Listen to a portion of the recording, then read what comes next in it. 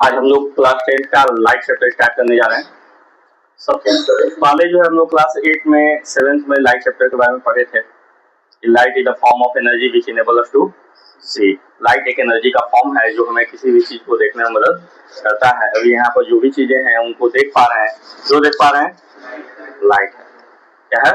Light है। अगर light नहीं होता तो हम आप लोगों को नहीं देख पाते, आप लोग हमें नहीं देख पाते, चाहे जो भी चीजें यहाँ प्रेजेंट है सब कुछ भी दिखती नहीं। ठीक है।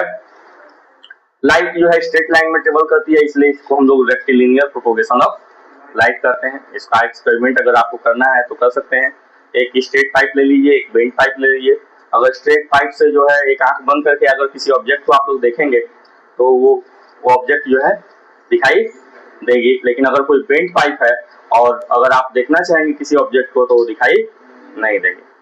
ठीक, इसलिए लाइट के पास वेव नेचर भी होता है और पार्टिकल नेचर भी होता है। कैसा नेचर होता है?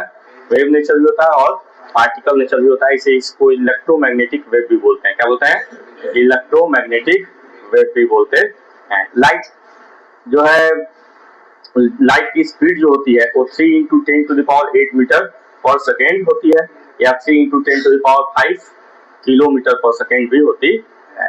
वही मीटर को किलोमीटर में चेंज कर दिया गया। ठीक है ना।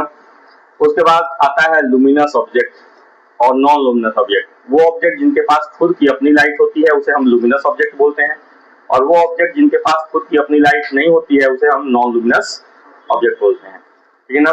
जैसे एग्जाम्पल, लुमिनस ऑब्जेक्ट का एग्जाम्पल हो गया सन, स्टार, कैंडल, बल्ब, बहुत सारे हैं। ठीक है ना।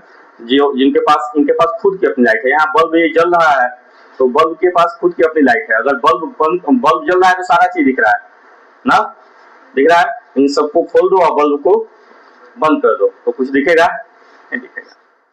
बात समझ में आ रहा है ना।